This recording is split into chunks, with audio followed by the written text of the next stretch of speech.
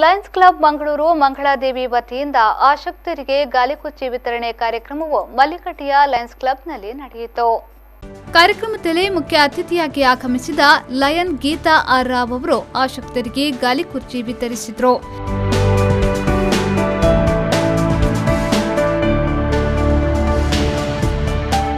ಬಳಿಕ ಮಾತನಾಡಿದ ಅವರು, ಲಯನ್ಸ್ ಕ್ಲಬ್ ಮಂಗಳೂರು ಮಂಗಳಾದೇವಿ ಈ ಹಿಂದೆ ಅನೇಕ ಕಾರ್ಯಕ್ರಮಗಳನ್ನು ನಡೆಸಿಕೊಂಡು ಬಂದು ಪ್ರಶಂಸೆ ಗಳಿಸಿದ ಕ್ಲಬ್ ಆಗಿದೆ. ಇದೀಗ ಆಸಕ್ತರಿಗೆ ಗಾಲಿಕುರ್ಚಿಗಳನ್ನು ವಿತರಿಸುವ ಕಾರ್ಯಕ್ರಮವನ್ನು ಹಮ್ಮಿಕೊಂಡಿದ್ದಾರೆ.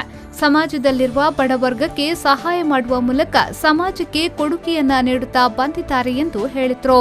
Lions club Mangaladevi has a distinction and pride of being an oldest club in our district with a history of around 40 years.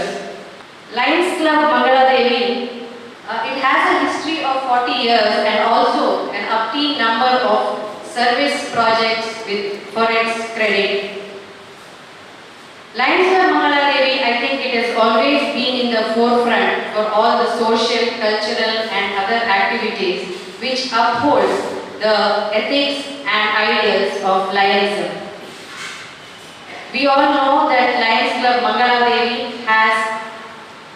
comprises of many seasoned and experienced Lion members who have been instrumental in shaping the club and nurturing this club for all these years.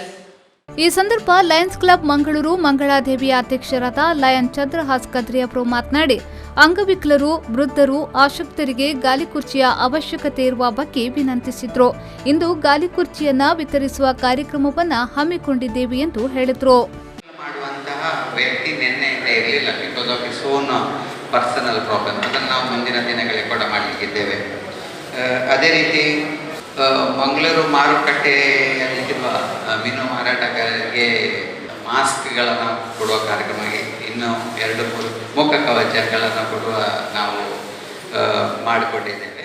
ಈ ಸಂದರ್ಭ ಕಾರ್ಯಕ್ರಮದಲ್ಲಿ lion secretary Bharathi V Shetty, treasurer lion Pradeep Kumar Shetty, MJF, lion Jyothi Chandra ಹಾಗೂ lion ಪದಾಧಿಕಾರಿಗಳು ಉಪಸ್ಥಿತರಿದ್ದರು.